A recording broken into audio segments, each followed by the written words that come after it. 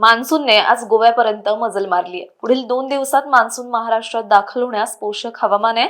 तसंच राज्यातील अनेक भागात पुढील 5 दिवस वादळी पावसाची शक्यता आहे, असाही अंदाज हवामान विभागाने वर्तवलाय।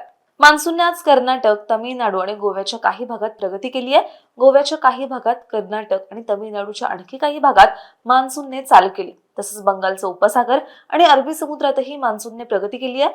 मान्सूनची सीमा आज गोव्यातील पणजिम, कर्नाटकातील बंगळुरू तर तामिळनाडूतील सालेम आणि पामबम भागात होती। मान्सूनच्या वाटचालीसाठी पोषक हवामान आहे, त्यामुळे पुढील 2 ते 3 दिवसात मान्सून संपूर्ण गोवा व्यापून महाराष्ट्रात प्रवेश करण्याची शक्यता आहे। तसंच कर्नाटकचा आणखी काही भाग, तामिळनाडूचा उरलेला भाग व्यापण्याची शक्यता आहे। तसंच अरबी समुद्र आणि बंगालच्या उपसागराचा काही भाग मान्सून व्यापण्याची शक्यता हवामान विभागाने वर्तवली आहे। राज्यात पुढील 5 दिवस अनेक ठिकाणी वादळी पावसाचा अंदाज आहे। हवामान विभागाने आज संपूर्ण कोकण आणि मध्य महाराष्ट्रातील पुणे, सातारा, सांगली, सोलापूर, कोल्हापूर, अहिल्यानगर, नाशिक आणि जळगाव जिल्ह्यात तर मराठवाड्यातील सर्वच जिल्ह्यांमध्ये आज काही ठिकाणी विजा आणि ढगांच्या गडगडाटासह वादळी पावसाचा अंदाज दिलाय।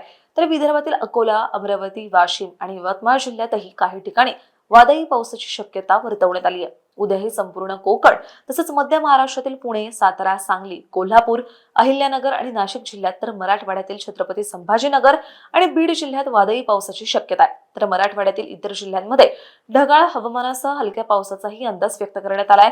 विदर्भातील सर्वच जिल्ह्यांमध्येही वादळी पावसाची शक्यता वर्तवण्यात आली आहे। रविवारी कोकणातील सिंधुदुर्ग, रत्नागिरी, रायगड तसंच मध्य महाराष्ट्रातील पुणे, सातारा, सांगली, सोलापूर, कोल्हापूर, अहिल्यानगर आणि मराठवाड्यातील बीड, धाराशिव आणि लातूर जिल्ह्यात काही ठिकाणी वादळी पावसाचा अंदाज आहे। मराठवाड्यातील इतर जिल्ह्यांमध्ये ढगाळ हवामानासह हलक्या पावसाचाही अंदाज व्यक्त करण्यात आलाय।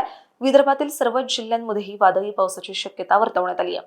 अशाच हवामान अपडेटसाठी अॅग्रोवनला सबस्क्राईब आणि फॉलो करायला विसरू नका।